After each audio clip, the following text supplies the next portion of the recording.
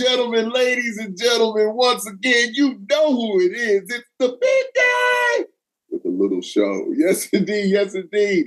It's the podcast Live and Loud with the Lord on the CMS Network. And ladies and gentlemen, as always, I have another special guest that I'm honored to have on my show.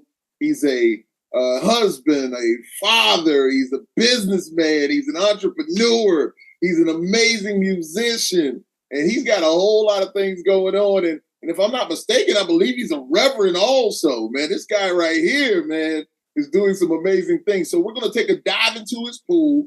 Yes, indeed. We're going to allow you guys to swim a little bit. And it won't get too deep to where you can't stand up if you can't swim, but you'll enjoy.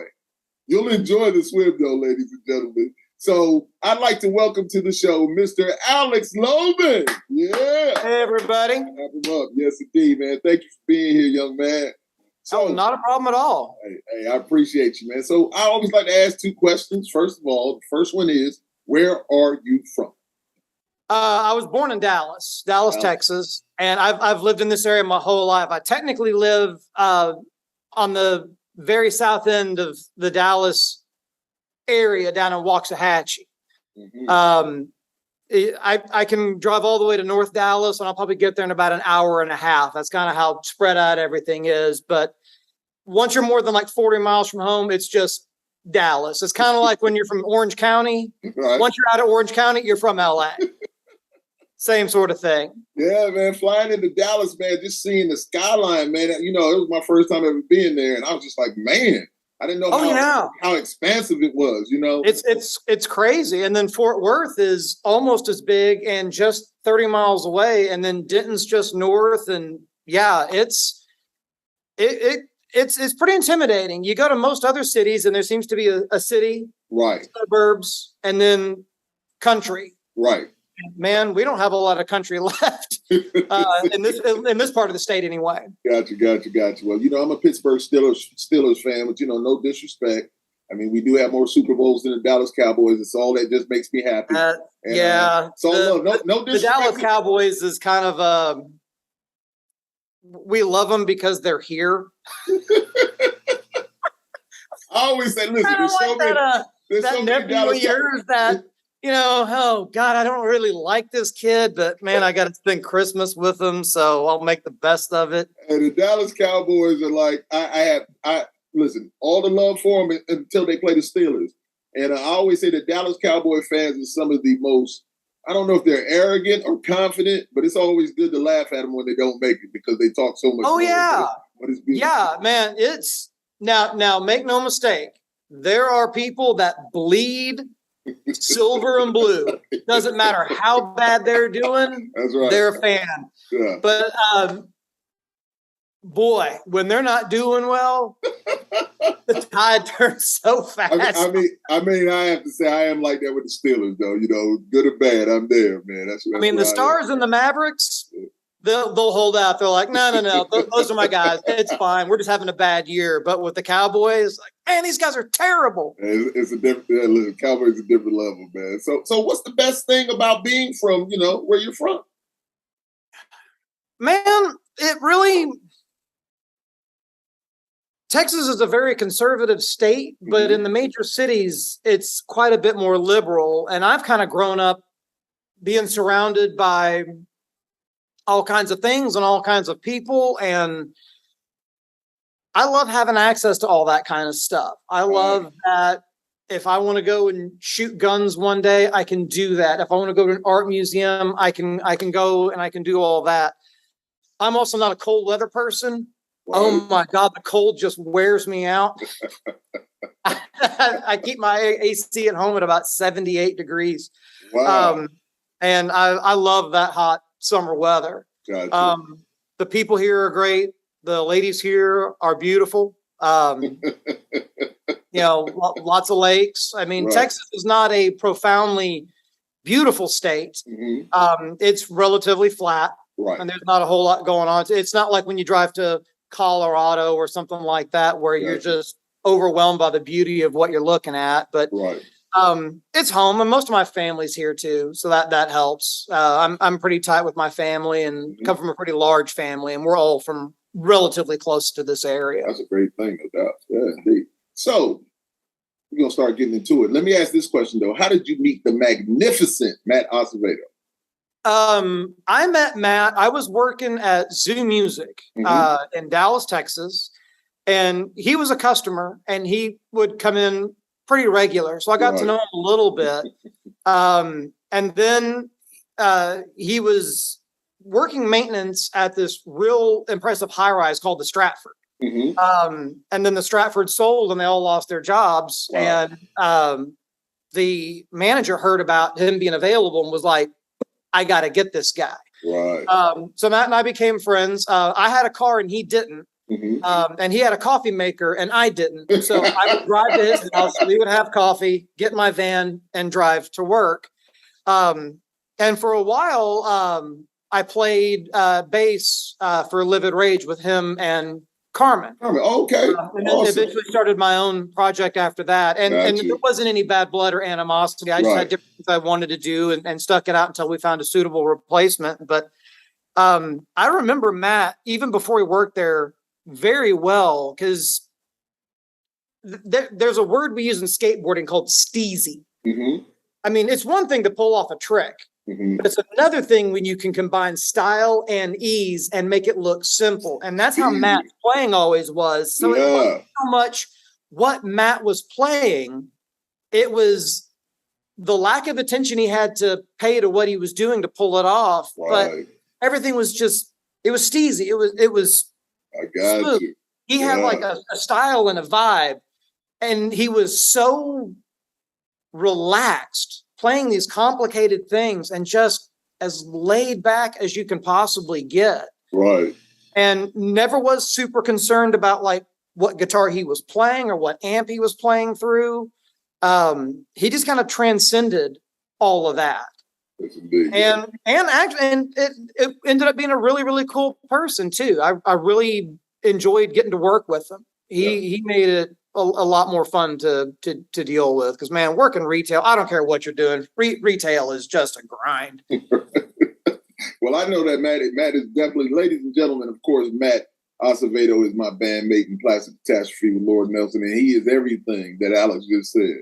He is unbelievable. I mean, I wouldn't say this lightly. He is probably the best guitarist I have ever met in person.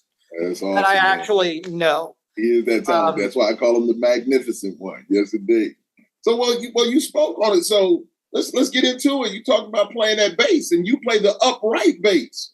So you got to be really cool and different to me to play that instrument. So how did the upright bass speak to you differently than other fashionable instruments? I specifically play rockabilly slap. And the way that works is on your downbeat, you pull the string and let it snap against the fingerboard. Okay. And then in between those notes, you smack your hand against it. So it's boom, clack, boom, clack. Okay. So I actually started out as a drummer. Got you. So it was kind of a way to play bass and drums at the same time. And that it's kind of an instrument all to itself. And I still play with a rockabilly group called the Chilling Archives. And honestly, I wasn't going to play bass for that group. I was going to play guitar and sing, and I couldn't find anyone else who can play rockabilly slap. So by default, I ended up doing it just because there's not a whole lot of people around who can do that anymore. Gotcha. I mean, 30 years ago, it was pretty commonplace, but now there's really just kind of a small handful of us. But the upright is kind of it's also kind of a function, I guess, where it's the actual bass part of the bass line it's very subtle, and it's more something that you feel than you actually hear. Right. So on one hand, you're making all this clickety-clackety racket on top of everything, driving the tempo forward, but at the same time, you're also kind of laying back in the pocket and kind of letting your guitar player really do the heavy lifting as far as the melodies and all of that. Gotcha. Yeah, because I remember. Go ahead. I'm sorry. Oh, I say, and I've always driven vans and hearses, so the size of the instrument was never a detriment to me. A lot of people have mentioned that they would like to get one, but they don't have any way to transport it. Right. And so for me, that was never an issue. I'm like, I can fit 3 of them in there. I don't care. Yeah, I remember what I was going to say is that I remember seeing the band, the Coffin Cats. And, with Vic, yes. Yeah, and I remember that the bass and everything and so like that. It was just unique, and I enjoyed it, man. It was a great show, man. So he makes his own pickups. Really? And it's uprightbasspickups.com. And he makes some of the most fantastic piezo's. I saw them, dude. I was playing for this group called the Atomic Fiends. Mm-hmm. And we were playing the Ridgely Theater in Fort Worth, Texas. And we were playing for this new band. No one had heard of them, called the Coffin Cats. Right. And at this point in my life, I'm in my early 20s. And I mean, I started gigging at 14. So I can't tell you how many gigs I've sat through where we go, we play, and then we sit through 2 or 3 bands that are just ho-hum. And then 2 a.m. comes, we load our equipment out, get paid, and go home. Right. Man, they hit the stage. It was us and then Rocket DeVille and then Coffin Cats. And I remember they hit the stage and it was just, man, it was putting the pedal to the floor. Yeah. Don't touch the brakes. And all the way through. I remember toward the end, he stands up on the bass. He puts his lower foot in the hip, the other one up on the shoulder. Yes. Flips. He jumps off this thing, heel flips it in the air, lands on the downbeat, and picks right back up where he left off. Yes. But he was one of the early ones. Like I said, there's not a lot of us that do this.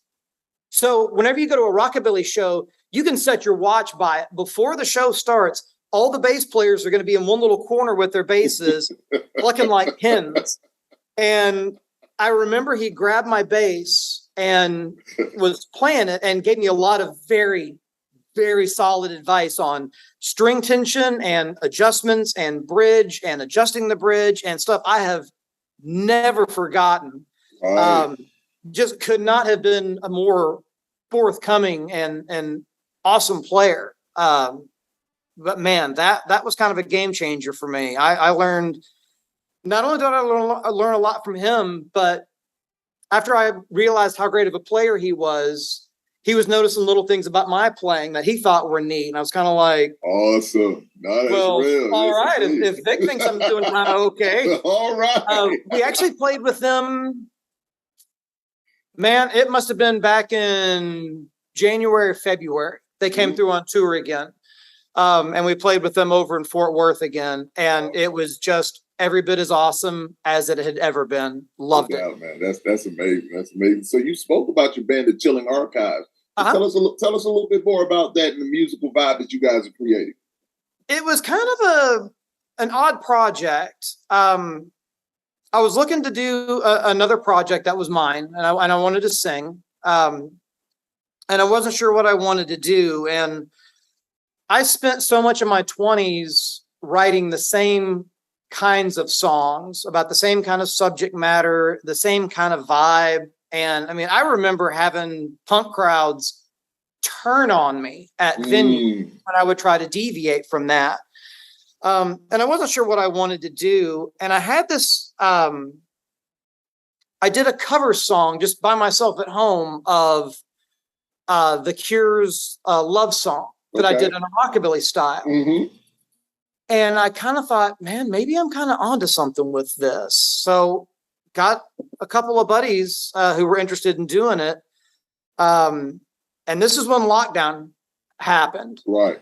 So there wasn't really anything to do. So, and the 3 of us had been hanging out before lockdown. So we're like, well, we've already been around each other. Right. We're not around anybody else. So we used that time to practice. And what we ended up doing was we put together a rockabilly cover group, but we only do 80s hits, but in a rockabilly style. That's so awesome. I tell people to imagine if Cyndi Lauper had been with Bill Haley and the Comets. That's kind of the direction it goes. Awesome, but the beauty about it is every song is a hit, every song is a sing-along, and it's really easy for us to add material. And then if we're playing with Coffin Cats, that's when we get into doing Judas Priest and Billy Idol. And if we're playing with Fade the Ace, we get more into the Cyndi Lauper and the Prince, and stuff like that. And Dan also sings in that group, so I don't have to do all the heavy lifting vocally. I can just do backups on a few things.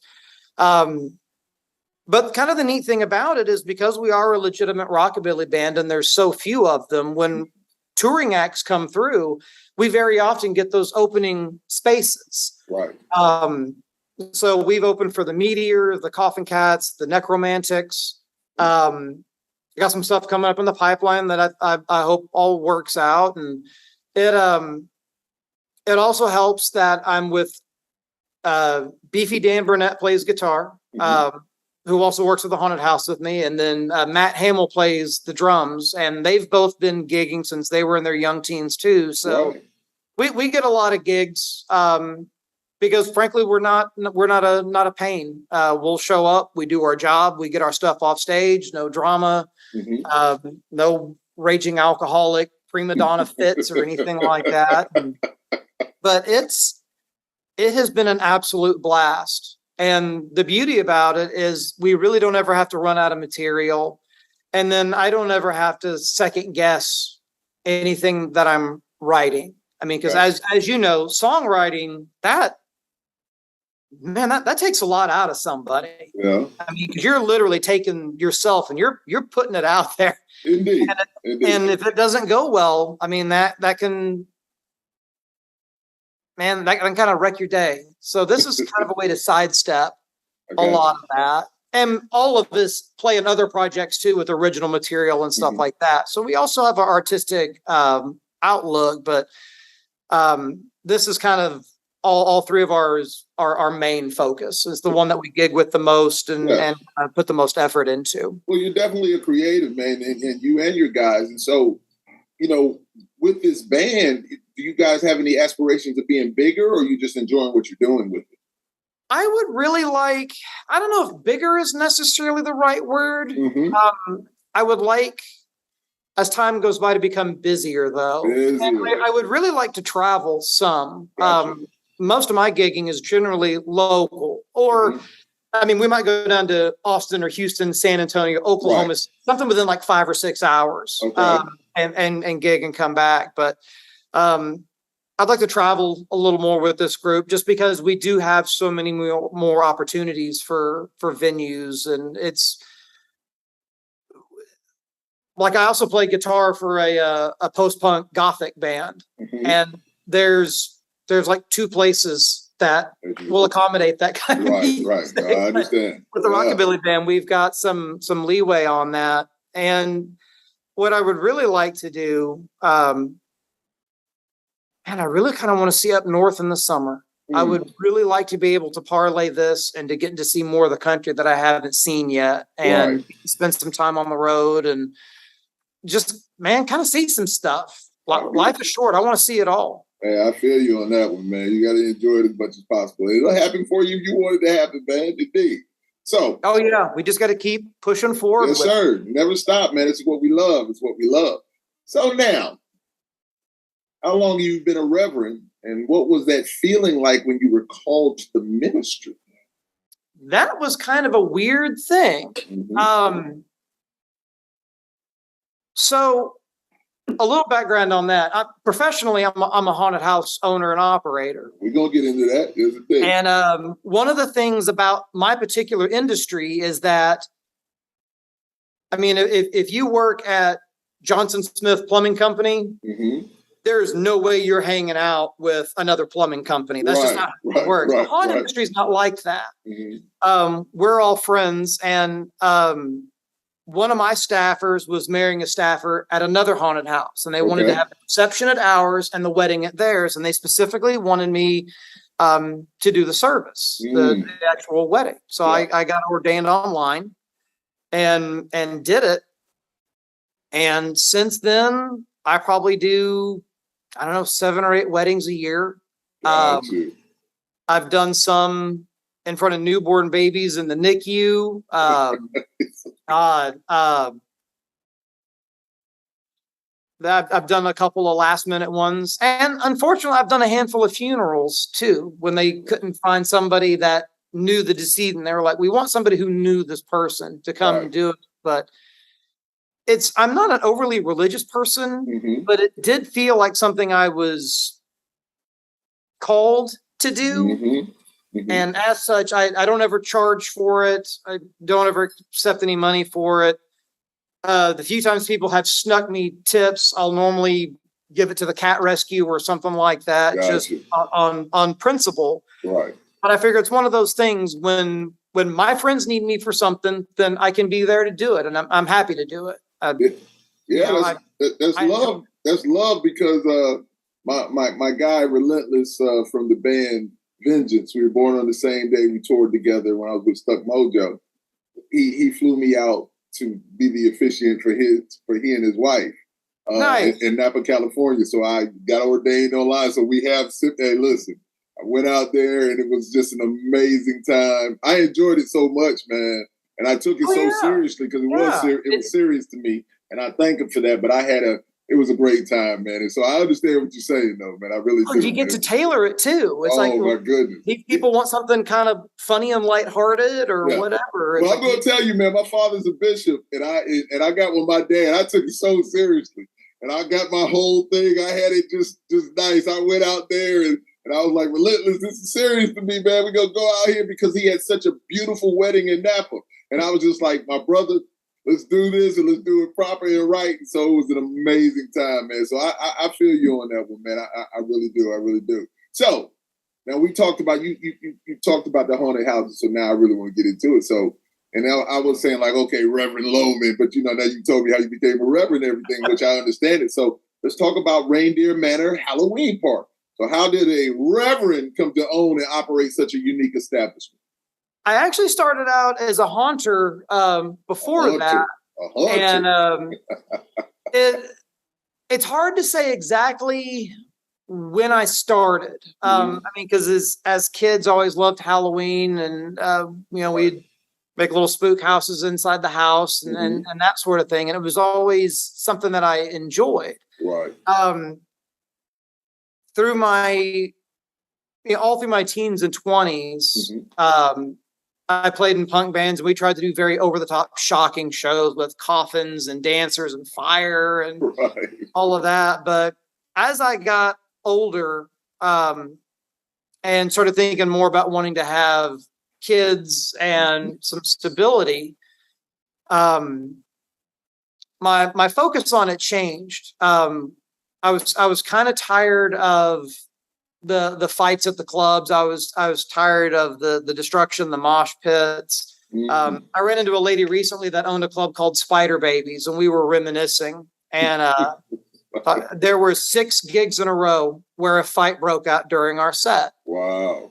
And that was getting to be a little much for me. And I grew up in a car family. My dad owned a paint and body shop. He was always self-employed. Right. And he was always one of those who never really sat me down and told me to do this. He just did this by example. But what he taught me with the way he lived his life was to be independent and self-sufficient. And if your tile is broken, you figure out how to get mastic and grout and you fix your tile. And if your roof needs repair, you repair it. And as such, I grew up being instilled with the idea that collecting skills was a good thing. And you didn't have to be great, but it was like, you need to know how to weld. You need to know how to sew. You need to know how to rebuild a carburetor. You need to know how to fix your own brakes. You need to know how the studs in your wall are set up. So if you need to hang something heavy, you know how to do this. All of these little things. Haunting started for me in 1999. I had founded the Dallas Hearst Club and had met another guy through the Hearst Club who did what's called a yard haunt, where for 1 or 2 nights a year, you set up a haunted house in the front yard. And he asked me to come along for one season, and I did. And I figured out pretty quick that this was everything that I loved about show business. There was edgy, questionable material, but you were still immersing people artistically. You were getting reactions out of them. They were enjoying it. They would laugh. They would cry. They would scream. They were excited.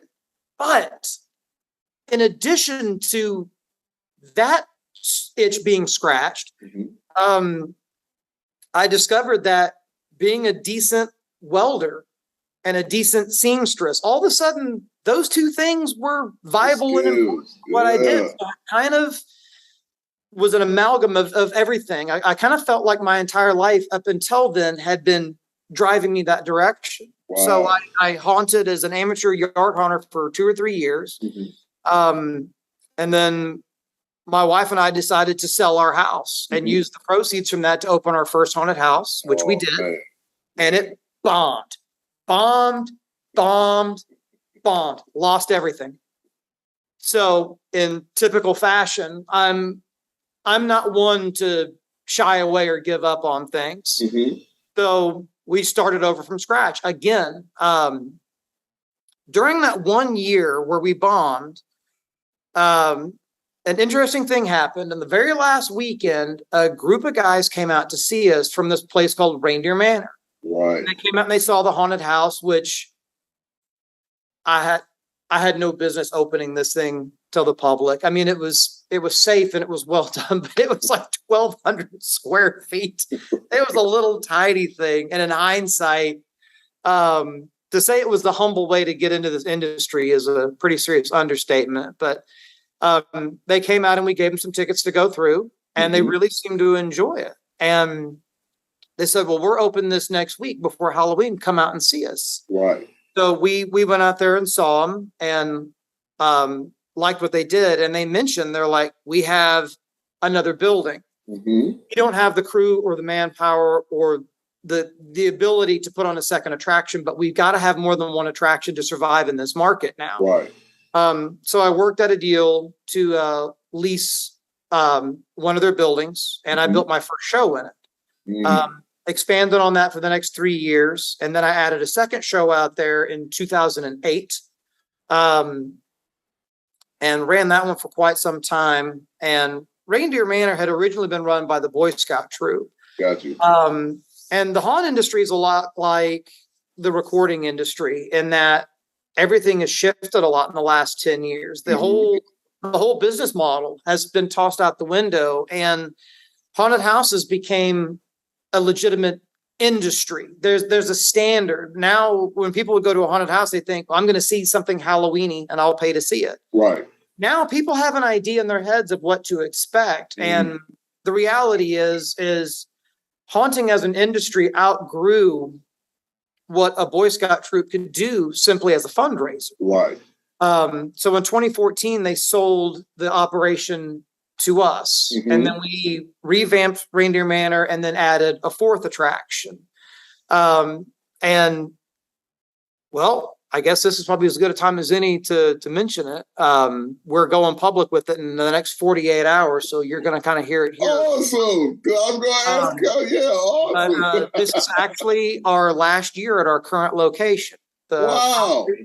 Has been purchased. There's too much construction going on around us now. So we're in the process of trying to get the haunted houses moved down here towards Waxahachie. Gotcha. A little closer to Screams.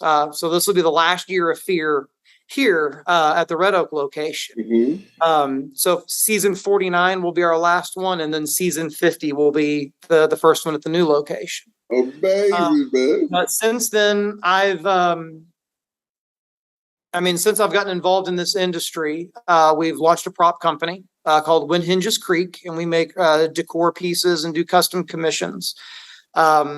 I do some contract work for other haunted houses. Sometimes they are like, hey, I need a big giant pile of whatever's made. I don't have the time. Can you do it? And I've just kind of been able to immerse myself fully into my art for a living, which I like. I enjoy that aspect of it. Haunting is also it's not really a very lucrative venture, if I'm being brutally honest. When people ask me about it, they're like, is it a good way to make a living? I'm like, no. I mean, the hard facts are 68% of haunted houses, they pay out of pocket to stay open. They literally don't make any money. There's no profit margin. Right. And I mean, as far as haunts that are profitable and sustainable, less than 6 or 7% of them nationwide meet that criteria. And including us. I mean, we've had years where, Mother Nature was unkind and gave us a very wet fall. Right. And I mean, all it takes is a couple of rainy Saturdays before Halloween and your whole season's just kaput. I mean, we've had some great successes at it. And then there's also been years where we've had to go, well, okay, we can make payroll, but for ourselves, we're going to have to go without health insurance for this next year. And that literally is some decisions that we've had to make. But, man, I wouldn't trade what I do for anything, though. Man, it's one of those things. It's like music. When it's, man, if it's in your blood, God help you. There's nothing else you can do about it. Listen, my wife thinks I'm crazy. She's just like, man, you love music that much. You sing she just like she didn't understand it. I was just like, you can't help it. Yeah, I can't. It's not a conscious thing. It's not something you've chosen. It's something that found you. And that's a hard thing for people outside to understand, and especially when they see what little successes that we have, we're lucky. Right. It's like, man, if you had any idea the sacrifices that we all made to make this happen and still continually make. I mean, even when things are going well, there's time away from family and there's obligations you just can't get out of. And I mean, that's what doing art for a living is, though. I mean, when they say art is something that you suffer for, I mean, they're not kidding. Indeed. So 4 haunted houses in one location is unique. And that's what you have. So does each of them offer a different experience? Yeah, we try to keep the theming. We try to shift it around quite a bit. The 13th Street Morgue is a very traditional, it's a mortuary theme. Because my wife and I are both from the funeral industry, kind of funeral industry adjacent, I guess, would be accurate. And it's what we call a slow burn. It's more of a mental thing than an over the top gory thing. It's more environmental and ambient than it is super high energy. Then we have the Dungeon of Doom, which is a 3D show. You have these special glasses you wear, and all the artwork either projects or recesses into the walls. Right. And it's arcade theme. And that's where, when I get a 16-year-old kid who applies, who shows up at his auditions with a monster in each hand, I'm like, that's the kid for that. Super high energy, very over the top. That's where we put people who can do back bends and cartwheels and things like that. The Bunker is a post-apocalyptic theme, and it's very dark, very dingy. The actors in there, we focus a little more on, there is some quick pop scares, but there's a little more character interaction. The characters are a lot dirtier. The characters help tell the story a little more as opposed to kind of fitting in on top of the story. Right. And finally, we've got Reindeer Manor, the crown jewel. And Reindeer is a little unusual in that we actually change the theme there every year. It's partially indoors and partially out. And this year's theme is ghosts. Okay. But we've done vampires versus werewolves. We've done a mad Mardi Gras party. Every year it just shifts a little bit, but that way it kind of keeps things fresh and keeps things fun, and also gives us an opportunity sometimes to make new costumes. A lot of times our artistic direction is altered by things that we acquire. Right. So that can be a factor, the direction that we take the theme each year. But all of our shows are very high detail. I'm one of those, I have a saying that I've been saying for so long that other people will quote me on it now, but I'm real big into detail pieces, which is part of the reason I launched my prop company. It was a lot of the early pieces were pieces that I had made simply for myself because I felt like it finished a room out, like fake light switches and electrical outlets and things of that ilk. The reality, though, is customers never come out of the exit screaming about crown molding. This monster or that monster, or this person or that scare, whatever it is. But I still like that level of detail in there. It's the kind of thing. Good decor and lighting is a lot like a good mix. You don't hear it.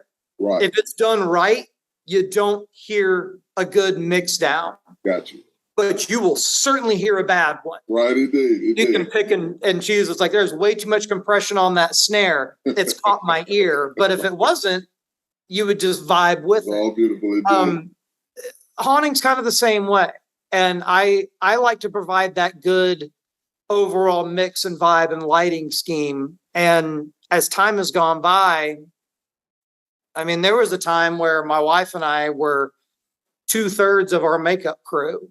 And I was the second best makeup artist we had. And I did all the design work and all the creative stuff. And as time's gone by, and I'm having to focus more on things like, how's the interface on the ATM going to work? Our ticketing page isn't real user friendly. I've had people who have worked with me for a long time, who do a lot of the creative stuff now, and take care of a lot of that part of it. And that's been kind of a weird thing to get to, but it's taken a lot off my plate, and it takes a lot to build up that level of trust with people, but they know what I want. Right. They know that I want that show to have that vibe to it, and that it needs to gel well with the customers, and they need to, every customer needs to feel like the value that they got was more than the ticket that they had to purchase. So on a scale of 1 to 10, how scary are the haunted houses? Man, fear is such a weird thing. That's interesting. I like that. It varies. We kind of try to keep everything dialed up pretty high in the 8 to 9 range. Where it gets a little tricky is you get to the point where it's no longer in good taste.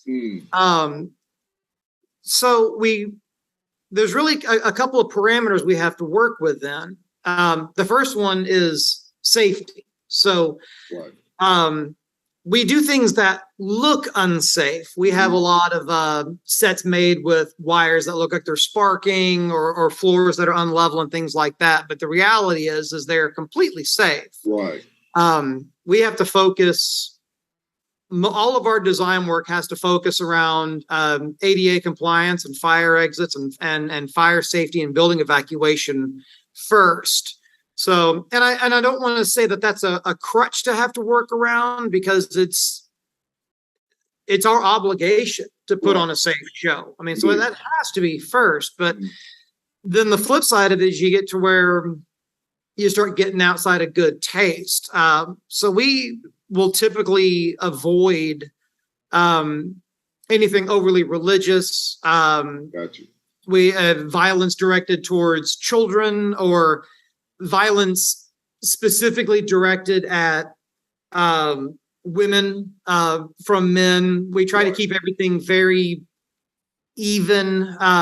It's all fair game. I've been to a lot of shows that are very, you know how they always said that, like bands like Poison and Motley Crue wrote songs with their wiener?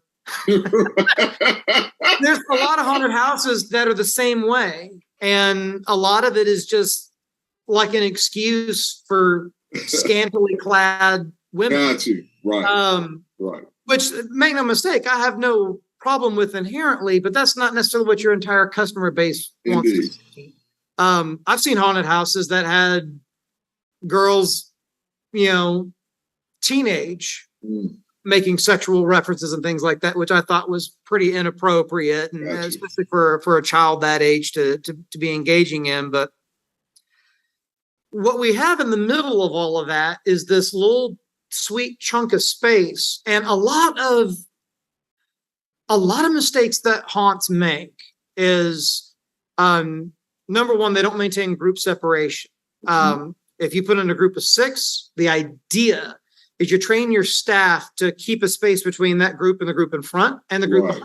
Right. Because then otherwise it turns into what we call a conga line, and then it just kind of ruins the experience for everybody.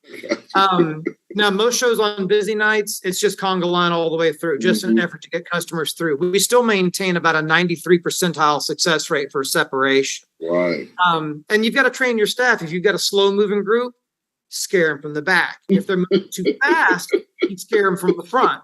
But furthermore, you don't just scare them once. We design all of our shows with central corridors and passageways. So the idea is that you can hit, generally your group is going to be linear. And in the front, you have what's called the rock. Normally the bravest person is going to be in the very front. Right. The second bravest will be in the very back.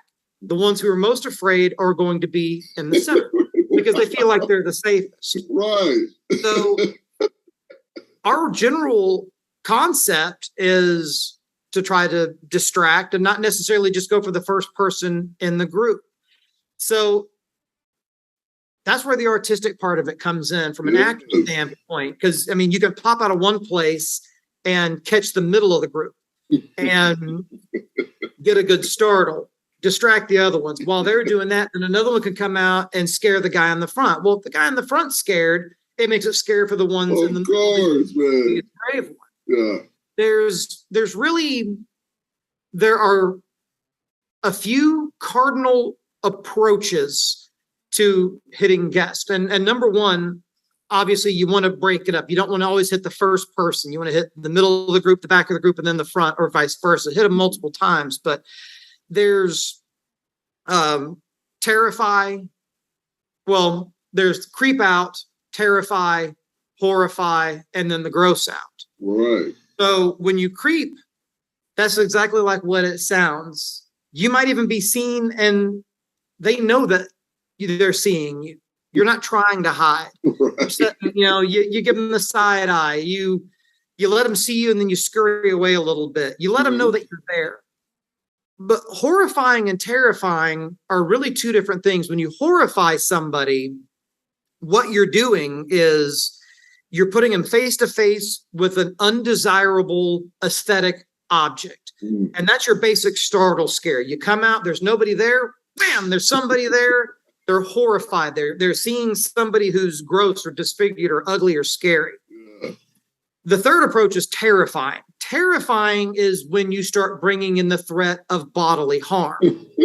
And then you start to combine these things where you come out, you horrify them, you give them a quick startle. Right. Then you get down low and you swipe for the legs like you're going to try to take their ankles out. Now you're terrifying them. And this is completely transparent to the customer. They don't realize that they're being horrified and then terrified in the same transaction. What they do realize, though, is they feel like every time they see an actor, it's fresh and that the experience was very well-rounded. The fourth approach is the gross out. There are people you just can't scare. You take your basic combat veteran and you put them in a haunted house, the stuff they've seen in real life, what we do can't even compare. That's when you go for the gross sounds, the vomiting, the belching, the funny, terrible lines, like that, just to make it entertaining. Right. In that vein, there's 4 approaches, there's one exit, the correct one. Right. And the trick is you as you're posturing for your attack, you don't drop that posture and then vanish. You maintain that posture as you escape. But the beauty is when you've escaped and you're gone, they don't know where you are, but you know where they are. Right. You also know that they know that you know where they are, and you know that they know that you know that they don't know where you are. So you're still scaring even when you're not being, just because you did exit so quickly. And then we've had a lot better luck, honestly. putting together groups of 3 and 4 to kind of scare in an area. We don't even have rooms anymore. We have what we call zones. Mm-hmm. So zone 1 will have 4 actors in there. And that's also a beautiful thing if we've got somebody who's new, who's shy and timid, because when it comes to hiring, if they have a pulse and an ounce of enthusiasm, we'll give them a shot. We always, because sometimes their auditions are terrible, but they end up being great. But you take 3 good veterans and then you introduce this other person. Once they kind of get their sea legs and their confidence, they can be largely unstoppable. Right. And I forgot how I even got this far into, how scary is it? Yeah.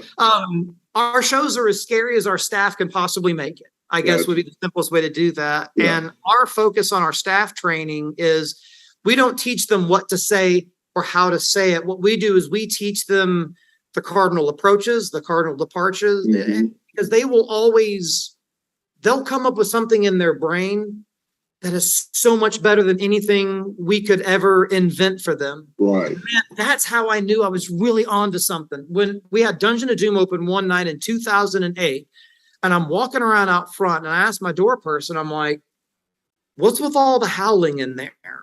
I'm hearing this person howl and this actor howl, and then they're making, they're shouting this code word. And I'm like, what's happening? And they're like, oh, they've developed this system for if it's this kind of a group, they howl this way. If it's that kind of group, they howl that way. If it's 2 people, they'll pound on the wall twice. If it's a group of 4 people, they'll yell out quads or whatever it is. Yeah. And man, I got to tell you, I just about lost it right there. Because man, that right there, that's when I knew I was onto something. When you can put together a group of people that can make something better than you can make on your own. That's how you know you've really started to get there. Because I'm going, I never would have thought of this. I couldn't have conceived this. I'm not in their heads enough to tell them to come up with this. Yes. But the fact that we gave them this playground and they invented it on their own, I was like, man, that's when the customers were getting the max value for their ticket price. Yeah. Because they're getting this special show that you just can't invent. It just kind of has to happen organically. Yeah, you gave them the platform to be creatives, man, and that's good. Not having it so stringent in a way. No, that's awesome. That's awesome. Well, listen, after looking at the pictures, the big guy here, I'm not going to lie to you, I have to go on the kids tour. So I know I saw, doing my due diligence, I read that, you guys have a kids tour also. So what can you expect, for the kids and the Lord, on that kids tour? Actually, I'm not sure we're doing the kids show this year. Really? There has been some conversation about it, but part of the way the move was going to work, we were going to try to move the kids show first. iHeartMedia, their Dallas office, wanted to partner with us and do a kid-friendly event. During lockdown, most haunted houses weren't able to open. Right. Just due to restrictions. Right. There was just kind of no way around it. Gotcha. So what we did is we converted Reindeer Manor's acreage into a drive-through. And that actually went over pretty well, all things considered. It wasn't our best work we'd ever done. But as far as what we were able to offer people in their cars, we did a good job. And iHeartMedia had partnered with us about doing a second one that was kid-friendly. So we did that as well. And that's when we realized there's kind of a market for kid-friendly stuff. But what we did is we had a petting zoo and a magician who were kind of the main things. But we took 2 of the shows, turned all the lights on, brought the audio all the way down. Right. And then we had trick-or-treating inside. Awesome. And that ended up being a lot of fun to do. It was kind of weird because, when you're a haunter professionally, obviously kid-friendly stuff, things that you would buy at Spirit, big inflatable costumes and things like that. They don't fit into what we're doing. It's full bore, Halloween horror stuff. But when you're dealing with kid stuff, man, for the first time ever, when we would go to trade shows, we would find like a big, crazy, over-the-top, mascot costume of the Tooth Fairy, and it's like, okay, this is something we can do now. Right. But the way the calendar worked out this year, and with all the construction going on around us, we weren't sure that we're going to be able to pull it off. The kids event was a daytime thing. And last year we were able to put up a bunch of fencing and sightline blockers, but now it's just constant construction around us 7 days a week until dusk. Yeah. So I'm not sure we're going to be able to pull that off this year. If we do, it'll be during the day on the last weekend before Halloween. Okay.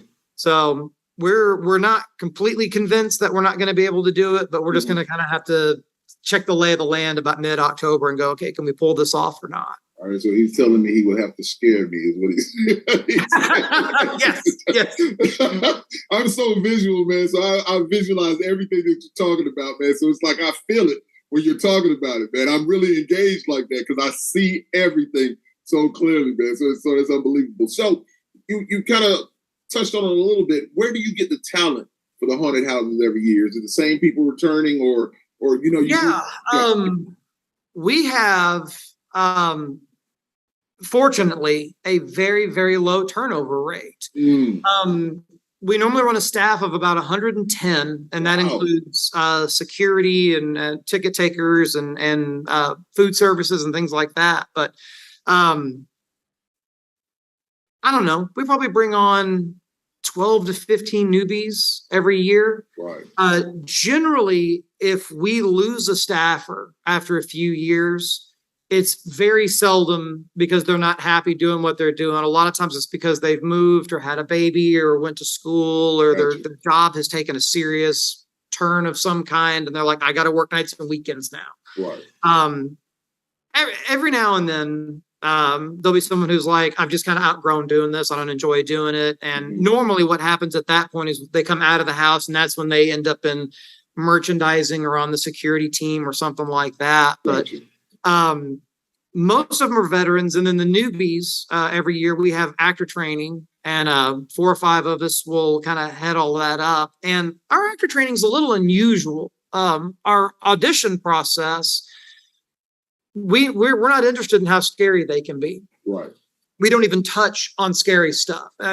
No screaming or anything like that, or angry faces, or being able to come up with gross dialogue. Right. We always have them do impressions for us. And it's like, do your impression of the wacky wild arm flailing tube guy at the car lot. Okay. You're a candle being blown up by the wind is one that we do a lot. A T-Rex doing push-ups. You are a pirate captain and everyone on your ship speaks English except you. And you speak a language that nobody knows. And you have to address your crew and tell them that you're going to go raid another ship. Right. And the reason we do this is it really, number one, it's silly. We audition them 4 or 5 at a time, so they're not quite as intimidated.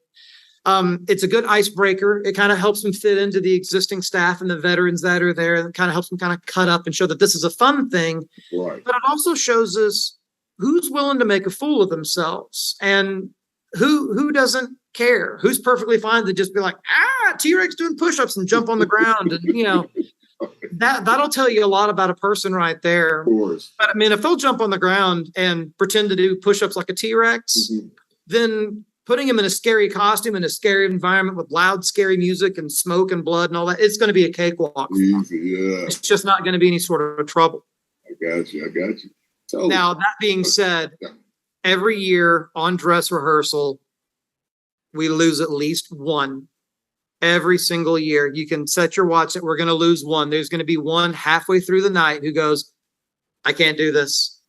And oddly enough, and I don't know what exactly this says, but generally if a theater major auditions, they leave halfway through dress rehearsal. Really? Yeah. It's a weird thing. I did have one guy who quit. He waited till the end of dress rehearsal, but he took me aside. And he goes, I can't do this. I said, okay. I said, well, I get it. This is not for everybody. Right. First and foremost, this is not a job for everybody. And it's a tough one. And he said his issue was hiding in the dark and scaring people felt mean. And he just couldn't do it. He's like, I can't bring myself to jump out and scare somebody. Right. Okay. And I was like, okay, I get it. This is a hunt. This is a hunt. This is a hunt. Yeah. But I mean, I told him, like, I appreciate your honesty and no hard feelings. And I mean, I get it. I mean, I'm not offended or anything like that. And I'm glad you told us instead of getting 3 weeks in. And then finally one of my managers comes to me and goes, yeah, there's no scares happening in this room. I don't know what's going on. I got you. Like, well, okay, we can nip that in the bud right now. Cause I mean, you really kind of do have to enjoy jumping out and scaring people in the dark. I mean, that's part of it. That is definitely a part. It's a gigantic part of it. Yeah. I mean, it's, obviously you're not really there to hurt anybody. And there is a limit. I mean, if there is someone who's terrified and they're hyperventilating, it's do not engage. Gotcha. And I mean, it's one thing to traumatize somebody who is clearly not dealing with their environment well. But for the most part, I mean, it's normally a scream followed by laughter. It's a beautiful combination. There's not a lot of places you can get that kind of thing. Yeah. Well, you spoke about it a little bit earlier. You said when hinges creak. So that's your business also. So to me, it sounds like it could be an adventure in one of the haunted houses, just that title. So tell us about the business and what services and or products you offer. I know you touched on it a little bit earlier. It's mostly resin cast pieces. The whole thing kind of started, I was in an old house that had been converted to a restaurant. And I remember seeing the old light switches and electrical outlets on the wall. And I remember thinking, this would be a cool haunted house. I remember thinking it'd be neat to have all those little details. Right. So I taught myself mold making and resin casting, and I made a couple of, in hindsight, very, very poor molds to make light switches and electrical outlets and little detail pieces like that. Right. As my compatriots in the industry would come through, they would see him and they were like, that's really cool. I knew I was onto something when my fire marshal, he actually red flagged me for not having little safety pins pushed into all my electrical outlets. Okay. And it just kind of grew from there. I started making hinges for morgue drawers. And then I found this great handle. So then we started selling plastic copies of the handle. And it's just grown. And we took probably 20 or 30 of our lowest sellers off the lineup last year. People can still buy them if they need them, but our main event is a Trans World. It's a big haunted house trade show up in St. Louis every year, and we're the first booth on the left as people come in, and we've continually expanded that product line out and done plumbing pieces now, and it's a lot of people get excited about making prop weapons or masks or monsters, and I make 4-inch gate valves that are very convincing.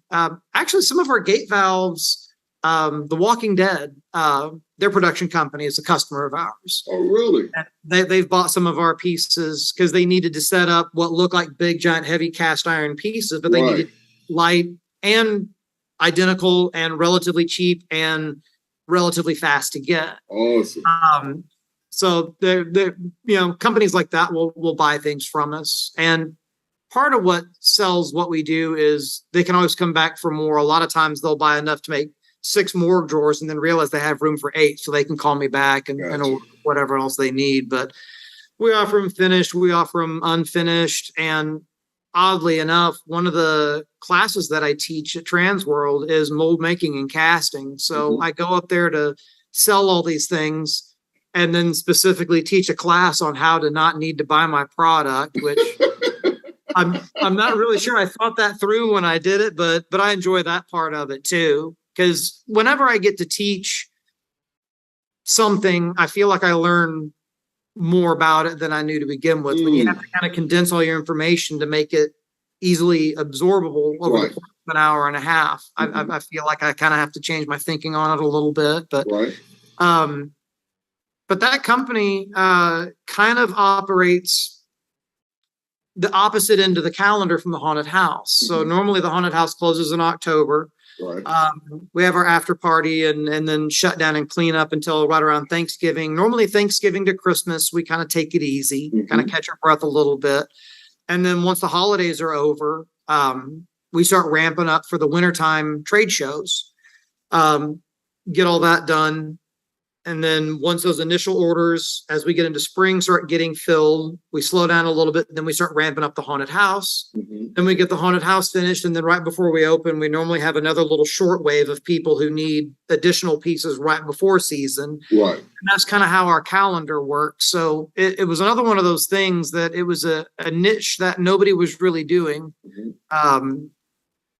There have been several companies after me that have come along that are doing similar things now, but it was also something that we could squeeze in to our calendar with relative ease. Right. Because that's the one downside about haunting, like anything that's seasonal or holiday related, or even sports. I mean, football season starts when football season starts. That's right. There's no way around it. So if you're going to sell footballs, you got to make sure that you've got them ready to go when people are ready for them. You can't say, well, I'm just not ready right now. I'll have them later. There is no later. Right. So when does the hunt start and when does it end? This year we open Saturday, October 1st, and then we're going to run all the way through the end of October on weekends. Gotcha. And then that last weekend will be Friday, Saturday, Sunday, Monday. We'll do that last Sunday. And then, of course, I don't care what the calendar fall looks like. I will never not be open on Halloween night. There's a lot of shows that only open do Fridays and Saturdays. They don't do Halloween. Yeah. I don't get that at all. I will never not be open on Halloween. I guess that kind of doesn't make any sense to be honest, man. You know, Halloween, that's what it's about, man. That's what it's about. I mean, I understand from the dollars and cents, it probably makes more sense to be closed, but can't do it. Cannot do it. Well, what you're doing, I would think that a lot of older people now, more grown folks, would like to come and do those kind of things like that. So So 25 years ago, it was like a kid thing, right? And it has. I think those of us that were kids just kind of grew up with it and just chose to keep it. Right. Indeed. I've noticed that, like if we go clubbing and just go dancing. I mean, 20 years ago, it was kids like us that, worked at coffee houses and car stores, and that was it. And now those kids are there, but the people my age are there also. I mean, I go dance with one of my promoters and my attorney and a funeral director that we've used before. I mean, those are people we're dancing with now. And haunting is kind of the same way. I mean, I've got staffers now in their 50s and 60s. Yeah. Indeed, man. Just because it is getting to be more of an all ages thing than just a teenage date thing. No, that's a great thing, man. Where you want the masses, man. You just don't want that. Just absolutely. You want everybody coming through, So that's definitely a love thing. So you are a busy young man out. So what are your plans for the near future in this incredible and entertaining life you live? Oof, man. I don't know. We just moved and kind of got that all squared away. Right now, we're focusing mostly on getting the next location rigged and ready. We're dealing with some city issues on that, which is par for the course. They never make that kind of thing easy. But what we're doing is, in addition to moving the haunted house, we're also opening a skate park. Okay. There's not one in our immediate area. The nearest one, which we're actually going to here in just a little bit, is about an hour away. So we want to open up something a little bit closer. Right. But outside of that, gonna keep, playing with the Chilling Archives. I play guitar for a post-punk group called the Happy Phantom. We've got some touring acts coming through that we're going to be opening for. Those should be fun. I'm looking forward to that. And outside of that, just keep on doing what I'm doing. Of course, man.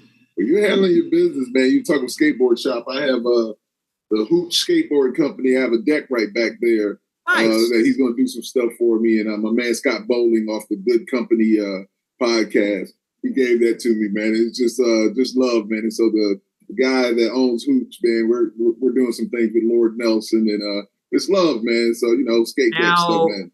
Are you going to skate that deck? Come on, man.